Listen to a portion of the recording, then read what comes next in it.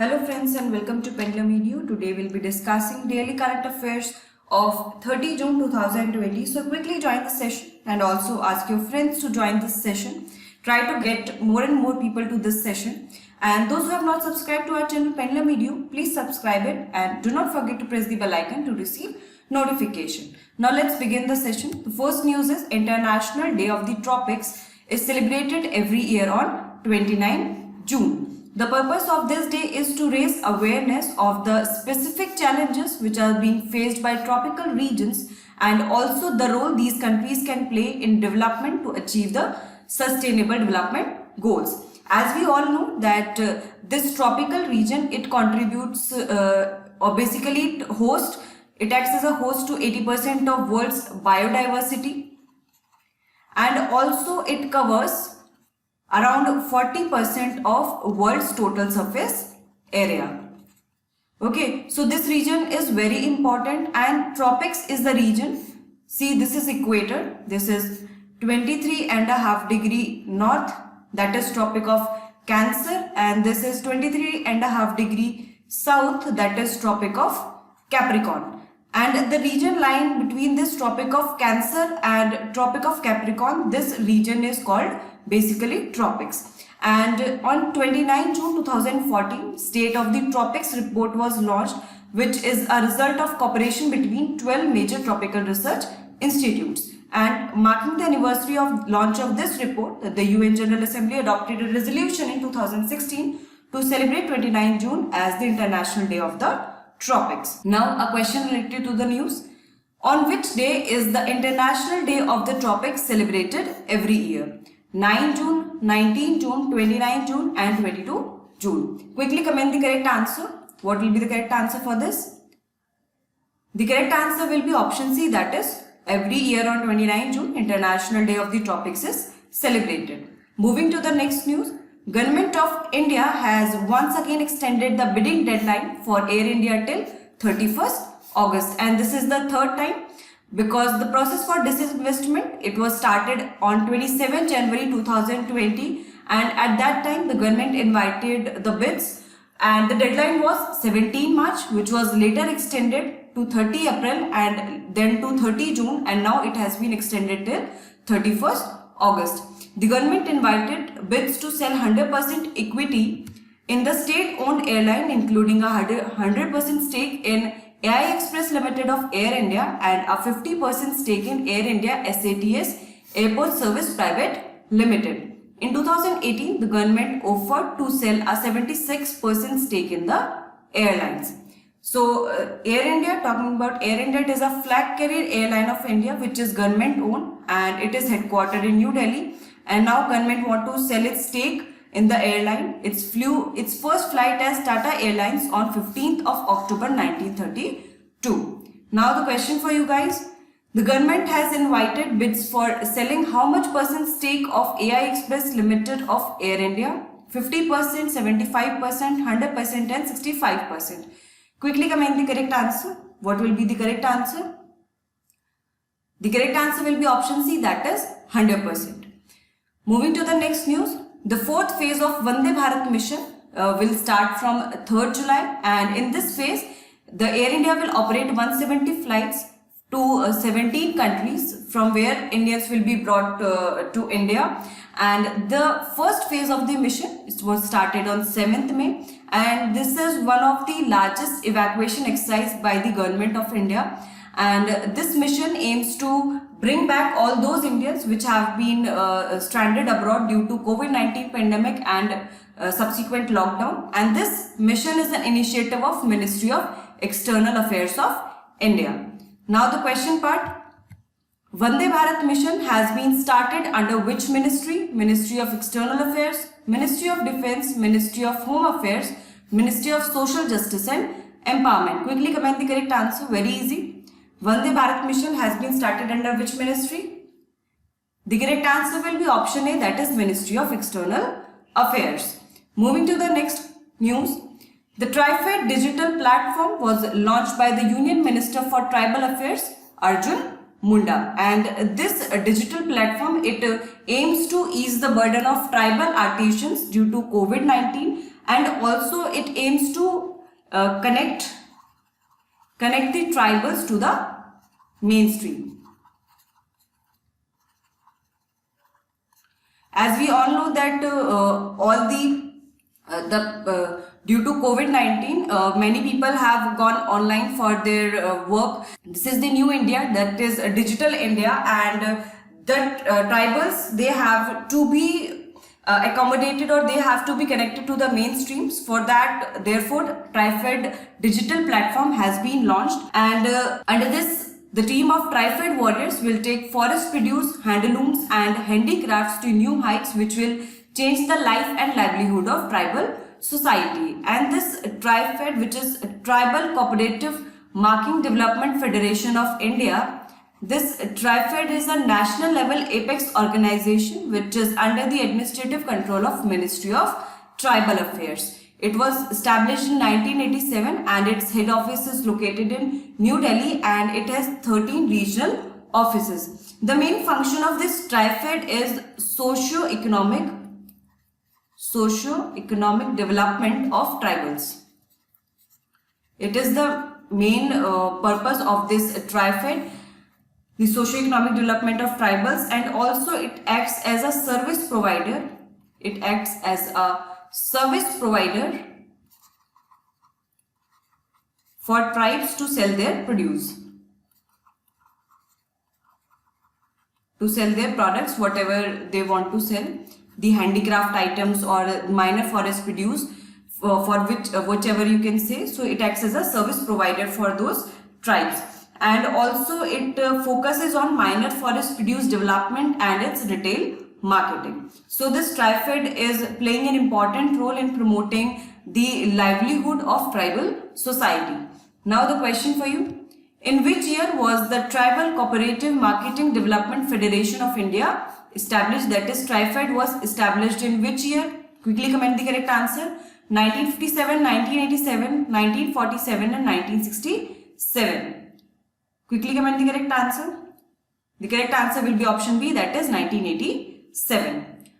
Moving to the next news, President Ramnath Kovind announced the implementation of Banking Regulation Amendment Ordinance 2020. This amendment will bring a change in Banking Regulation Act of 1949, which applies to cooperative banks, and it will also amend section 45 of the Banking Regulation Act.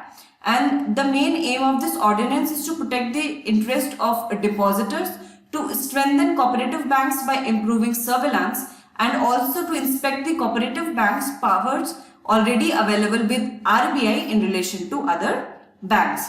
This ordinance will not bring any change in the existing powers of the state registrars of cooperative societies under state cooperative laws, and also these amendments do not apply to such primary agriculture credit societies or cooperatives whose primary purpose and major business is long-term finance for agriculture development. So these 2 points are important, that this ordinance or changes brought by this ordinance will not change the powers of state registrars of cooperative societies, and also these will not apply to all those agriculture credit societies or cooperatives whose primary purpose or business is long-term finance for agriculture development. Talking about ordinance, so when the parliament and or the state legislature, when they are not in session and there is an urgent matter that has to be brought up, then the president in center and governor in state can issue an ordinance. And president under article 123 and governor under article 213 of the Indian Constitution can issue ordinances. So these articles are important. A question can be asked that the president can issue an ordinance under which of the following articles of the Indian Constitution. So the correct answer will be article 123. Moving to the question part, which act has been amended by the Banking Regulation Amendment Ordinance 2020? So quickly comment the correct answer. Banking Regulation Act of 1959, 1949, 1979 and 1989. The correct answer will be option B, that is Banking Regulation Act of 1949 has been amended by this Banking Regulation Amendment Ordinance of 2020. Moving to the next news, the Reserve Bank of India raised the lending limit under Marginal Standing Facility till 30th September. Under this facility, the RBI can provide the loan to banks under marginal standing facility, which has been increased from initially 2% to now 3%. That is, the banks can now borrow 3% of their net demand and time liabilities. 3% of NDTL, up to 3% of NDTL, the banks can borrow from RBI under this marginal standing facility that has been extended till 30th September, and this will be with effect from 27 March 2020.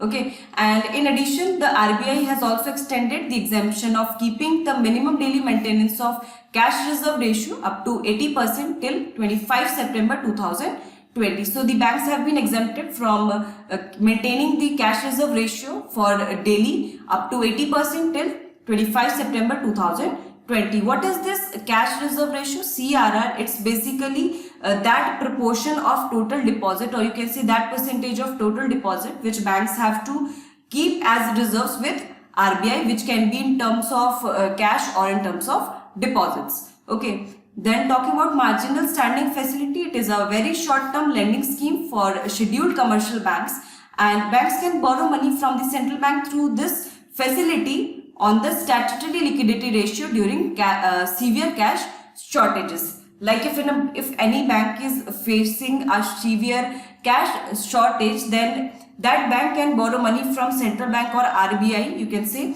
but that should be based on the statutory liquidity ratio. The marginal standing facility rate currently is 4.25%. Now moving to the question part. What is the current marginal standing facility rate? 5.75%, 6.50%, 4.25% and 3.75%. Quickly comment the correct answer. The correct answer will be option C, that is 4.25%. Moving to the next news.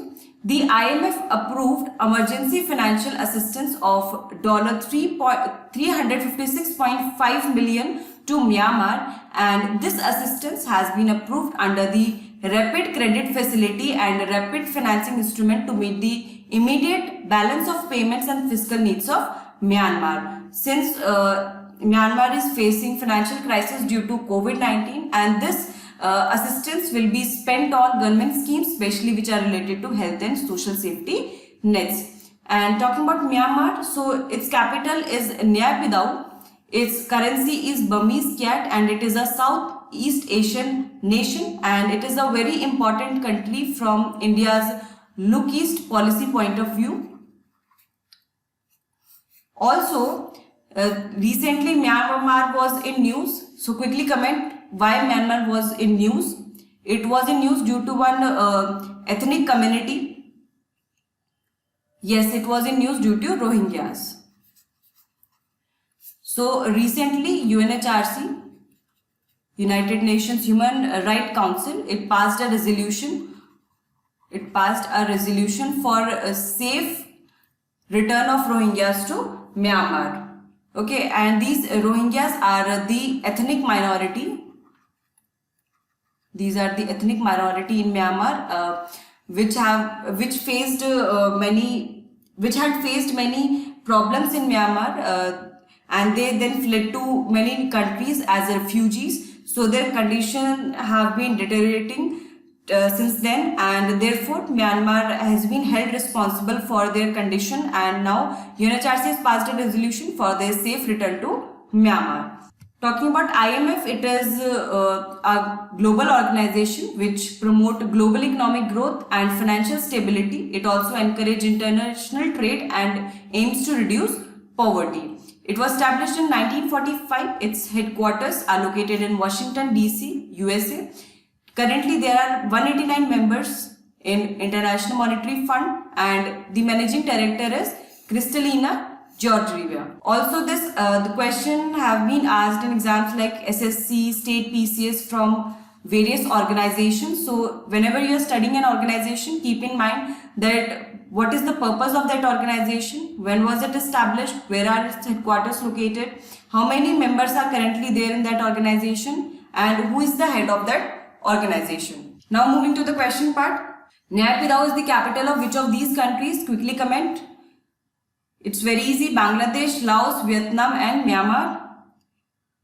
The correct answer is option D, that is Myanmar. Moving to the next news. White tiger died of tumor in Nehru Zoological Park, and the name of this tiger was Kiran, and it was 8 years old, and he is the third tiger in the lineage to have died of this tumor in the last 8 years. The father of Kiran, that is Badri, died last year, and in 2012 Badri's father and Kiran's grandfather Rudra also died at the age of 14 due to same type of tumor, and the veterinarians are holding recessive genes responsible for this tumor. As a recessive gene means it is a gene whose effects are masked due to the presence of a dominant gene, and only the male tigers are affected by this gene, and that too only one tiger of each tiger's offspring, due to which one member has to die in each generation. Talking about Nehru Zoological Park, it is a park which is located in Hyderabad, Telangana. It was opened in October 1963. So whenever you visit Hyderabad, you should also visit this Nehru Zoological Park so that you can take a glimpse of this white tiger. Moving to the question part, which of the following statements is true? Recently, white tiger died of tumor in Nehru Zoological Park. Second, according to scientists, this tumor is caused by the recessive gene which mainly affects the male tiger. You have to tell which statements are true. 1 only, 2 only, both 1 and 2, none of the above. Quickly comment the correct answer. The correct answer is option C, that is both 1 and 2. Both statements are true. Moving to the next news.